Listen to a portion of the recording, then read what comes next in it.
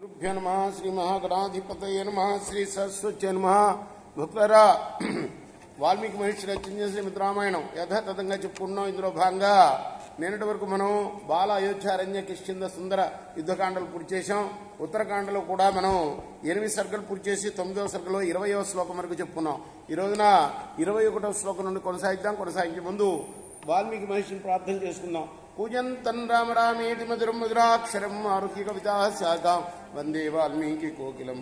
సమర్థ సద్గురు సాయినాథ్ మహారాజ్ की जय. సుతాభిలాషో మత్తస్తే మత్తమాతంగగామిని దారుణాయాంతు వేలాయాం యస్మాత్వం మాం ఉపస్థితాం శృణు తస్మాత్ సుతాన్ భద్రే యాదృశాన్ జనయిష్యసి దారుణాన్ దారుణాకారాన్ దారుణాభిజన ప్రియాన్ ప్రసవిష్యసి శుశ్రోణి రాక్షసాన్ క్రూరకర్మణః.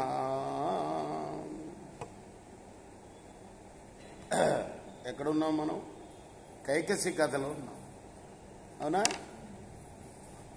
ఓ మత్త గజ గమన, నీకు నా వల్ల పుత్రులు కలగవలననే కోరిక ఉన్నది, కానీ నువ్వు నా వద్దకు దారుణమైన సంధ్యా సమయంలో వచ్చావు. అంచేత నీకు ఎటువంటి పుత్రులు కలుగుతారో చెప్తాను విను. నీకు భయంకరమైన ఆకారం గలవాళ్ళు, క్రూరులైన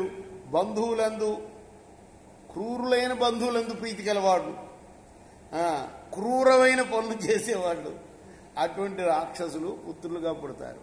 అర్థమైందా? సంధ్యా సమయంలో చేయకూడని పనులు చాలా ఉన్నాయి. అందులో మైథునం కూడా ఒకటి. భార్యతో కలవకూడదు సంధ్యా సమయంలో, భోజనం చేయకూడదు, నీళ్లు తాగకూడదు సంధ్యా సమయంలో. సో ఇవన్నీ ఈ సంధ్యా సమయంలో కలవాలని పట్టుబట్టిందనమాట. అందువల్ల సాతు తద్వచనం శ్రుత్వా ప్రణిపత్య బ్రవీద్వచ భగవన్నీ దృశాన్ పుత్రాన్ తత్తోహం బ్రహ్మవాదిన నేచ్ఛామి సుదురాచార ప్రసాదం కర్తుమర్హసి. కైకసి విశ్రవసుని మాటలు విని దండం పెట్టి అన్నది, పూజ్యుడా, బ్రహ్మవాది అయిన నుండి నాకు ఇటువంటి దురాచారులైన పుత్రులు కలగటం నాకు ఇష్టం కాదు, నన్ను అనుగ్రహించు.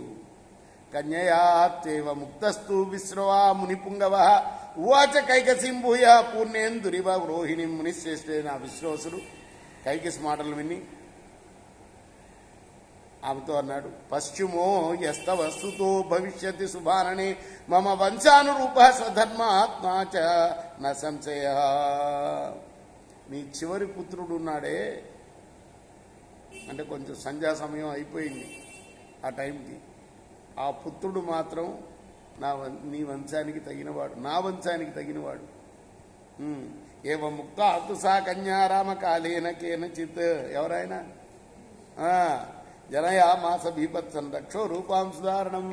విశ్రోసుడు ఇలా చెప్పిన కొంతకాలానికి ఆ కన్య భయంకరుడు క్రూరుడు అయిన రాక్షసుని కన్నది పుత్రుణ్ణి. రేపు మనం 28వ శ్లోకం నుండి కొనసాగిద్దాం.